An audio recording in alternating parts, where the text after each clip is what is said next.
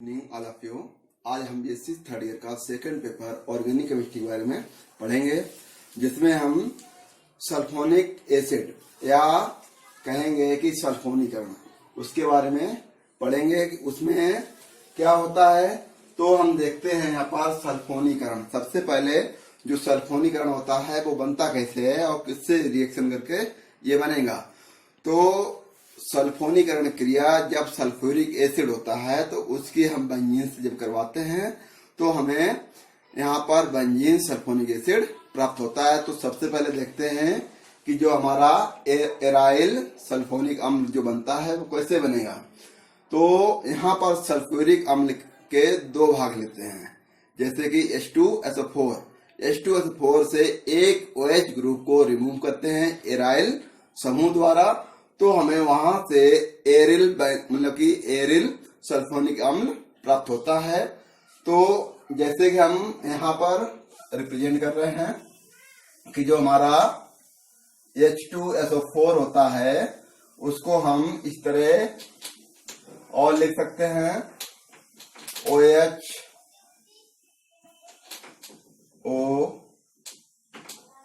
OH। इसका कोई एक ग्रुप ये OH वाला क्या करते हैं, रिमूव करते हैं एराइल समूह द्वारा। ये एराइल क्या होता है कि जो हमारा फेनोल ग्रुप होता है वो एराइल ग्रुप है। तो यहाँ पर इसको यहाँ पर हम OH ग्रुप द्वारा रिमूव कर देंगे तो क्या होगा, यहाँ पर एरिल ग्रुप यहाँ पर जुड़ जाएगा और OH यहाँ से निकल जाएगा। तो इसको पढ़ेंगे हम एराइल सल्फोनिक अम्ल।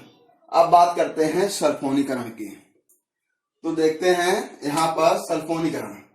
तो बेंजीन की सांद्र H2SO4 या सधूम H2SO4 अम्ल से क्रिया द्वारा बेंजीन सल्फोनिक अम्ल प्राप्त होता है।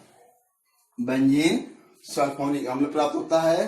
इस अभिक्रिया में बेंजीन रिंग का हाइड्रोजन सल्फोनिक ग्रुप, इसको हम पढ़ेंगे सल्फोनिक ग्रुप या SO3H समूह से प्रतिस्थापित करते हैं। तो जो ये डेफिनेशन है उसको हम रिएक्शन के माध्यम से देखते हैं कि यहाँ पर जो हमारा बेंजीन सल्फोनिक अम्ल प्राप्त होता है वो किस तरह प्राप्त होगा। तो देखते हैं, ये हमारा बेंजीन है और बेंजीन के प्रत्येक कार्बन पर जितने ये पॉइंट हैं ये सभी कार्बन हैं और कार्बन से हम सभी पता है कि प्रत्येक कार्बन से एक हाइड्रोजन यहाँ पर जुड़ा हुआ होता है इस तरह। तो कोई भी एक हाइड्रोजन यहाँ इस जो बेंजीन की क्रिया जो होती है वो हम H2SO4 से करवाते हैं। तो यहाँ पर एक H भाई कोई भी ले लें तो हम ये जो है H2SO4 है तो इसको हम इस तरह भी यहाँ पर लिख सकते हैं इस तरह। तो यहाँ से एक HA और एक O यहाँ से निकलकर क्या H2O के रूप में निकलेगा। तो ये क्या बन जाएगा, benzene sulphonic acid. Benzene sulphonic acid. तो इस तरह हम देखते हैं कि बेंजीन क्रिया जब हम सल्फ्यूरिक अम्ल से करवाते हैं तो हमें बेंजीन सल्फोनिक अम्ल प्राप्त होता है। तो ये जो रिएक्शन है उसको हम उसकी हम मैकेनिज्म देखेंगे कि इसमें किस तरह ये परफॉर्म करते हैं, किस तरह इसके अंदर ये क्रिया होती है और जो क्रिया होती है वो क्रिया क्या कहलाती है। तो यहाँ पर हम देखते हैं क्रिया विधि मैकेनिज्म। तो ये जो क्रिया sulphonation reaction electrophilic displacement reaction द्वारा क्रियान्वित होती है। तो जो रिएक्शन ये हुई है सल्फोनेशन रिएक्शन तो वो क्या होती है, इलेक्ट्रॉन स्नेही। अब इस वर्ड को हम समझते हैं इलेक्ट्रोफिलिक। यहाँ पर इलेक्ट्रो मीन्स है इलेक्ट्रॉन, फिलिक मीन्स लवर।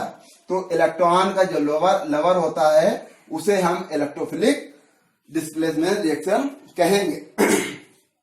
तो इलेक्ट्रॉन लवर डिस्प्लेसमेंट मतलब कि बेंजीन में जो पाई बॉन्ड होते हैं तो उसके जो इलेक्ट्रॉन होते हैं वो यहाँ पर डिस्प्लेसमेंट होते हैं।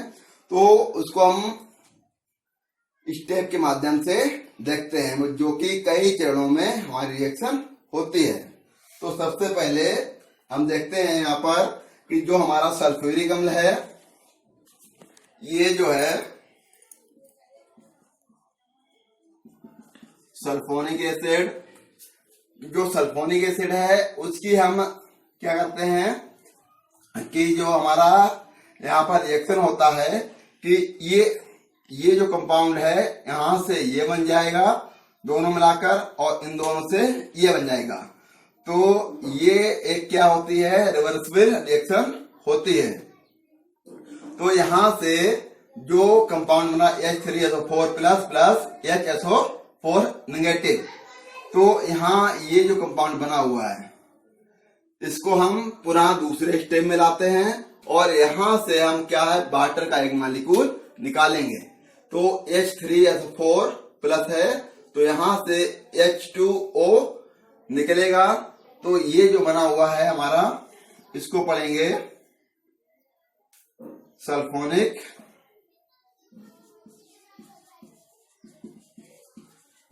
एसिड। अब ये जो सल्फोनिक एसिड बना हुआ है उसकी क्रिया हम किससे करते हैं, बेंजीन से। तो ये है हमारी बेंजीन, ये बेंजीन है। बेंजीन में 3 डबल बॉन्ड जुड़े होते हैं और इसमें 6 पाई इलेक्ट्रॉन होते हैं। तो ये जो इसका जो डबल बॉन्ड है ये यहां से इस कार्बन पर अटैक करेगा। तो जहां पर अटैक करेगा वो माइनस, और उसके जो पीछे वाला है वो प्लस चिन्ह में कन्वर्ट हो जाता है। जैसे ही ये जो इलेक्ट्रॉन यहाँ पर आता है तो ये जो हमारा सल्फोनिक अम्ल है वो यहां से आकर इस यहाँ पर अटैक करता है। तो ये जो क्रिया है वो 3 चरणों में और होती है, मतलब कि इसकी जो रेजोनेंस स्ट्रक्चर 3 बनेंगे वो हम आगे देखते हैं। देखिए ये जो हमारा बना है, हमने बोला था यहाँ पर एक हाइड्रोजन भी जुड़ा होता है, हर कार्बन से एक हाइड्रोजन जुड़ा है। तो जैसे ये क्रिया करता है सल्फोनिक अम्ल इस कार्बन पर अटैक करेगा तो इस तरह ये जुड़ जाता है। H एक जुड़ा होता है, SO3 ये जुड़ गया और ये प्लस चिन्ह पहले से ही यहाँ पर आ गया। तो जब ये प्लस चिन्ह आया तो इसमें 6 पाई इलेक्ट्रॉन होते हैं, 2 तो यहाँ पर रिमूव हो गए, जो क्रिया में भाग उन्होंने लिया। तो अगले जो डबल बॉन्ड है 2 पाई इलेक्ट्रॉन है वो यहां से अटैक करके इस कार्बन पर अटैक करेंगे। तो ये जो है हमारा प्लस चिन्ह वो कहाँ जाएगा, इस कार्बन पर, क्योंकि ये निगेटिव हो जाएगा और ये प्लस, तो प्लस चिन्ह यहां पर आ गया। और ये जो है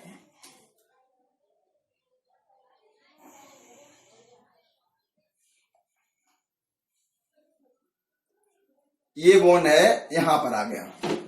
अगले ही क्षण क्या होता है कि ये जो पाई इलेक्ट्रॉन है या डबल बॉन्ड है पाई, तो यहां से अटैक करके इस कार्बन करेगा या अगले सिंगल बॉन्ड पर अटैक करता है। तो ये प्लस चिन्ह क्या है यहां पर पहुंच जाता है।